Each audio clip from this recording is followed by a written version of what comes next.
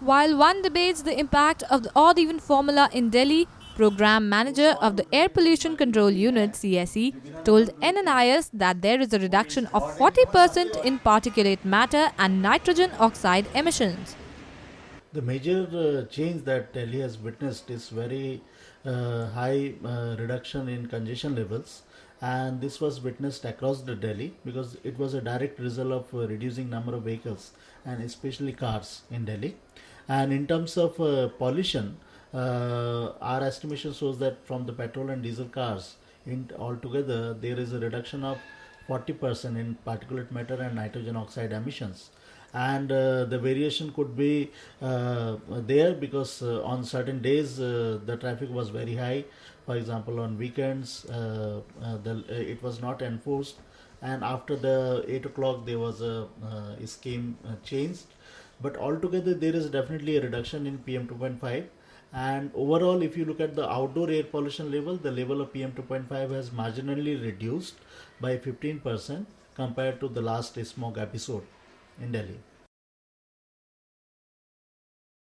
But larger reduction is only possible when you implement these measures in a long term basis, and also you carry out an assessment that what further needs to be done. For example, in the odd and even scheme, the two wheelers were not included. So I think in the improved version, if we include all the private vehicles, then it will have much larger impact. But at the same time, the momentum of this action must continue to include other sectors also.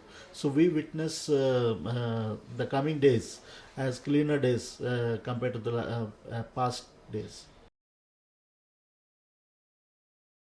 None of the measures earlier targeted the private vehicles. Most of the measures talked about increasing the number of buses or closing down the industries, shifting the power plants, all those kind of measures.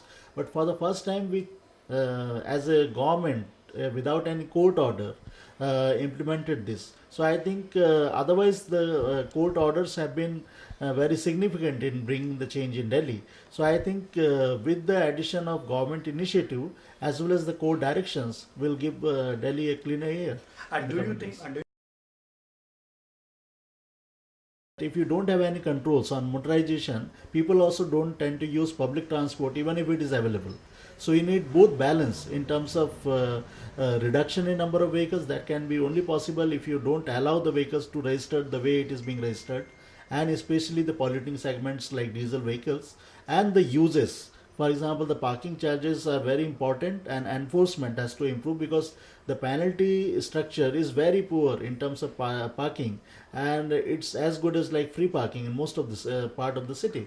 So I think we need to combine odd and even kind of a scheme with less number of vehicles to be registered in Delhi and high parking charges, along with the improvement that we are doing in the public transportation. And do you? We need to remove all the exemption other than the emergency services, because ultimately it is for the cleaner air that we are fighting for. Everyone is part of this exercise, and the most important thing that will improve the Delhi's clean air program is improving the public transportation. So when more and more people shift to public transport, there will be qualitative change. So we should not exempt any person.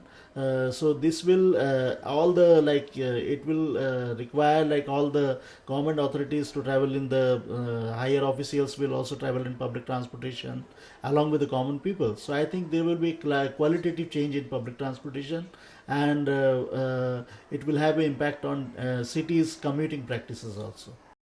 Powered by Nnis.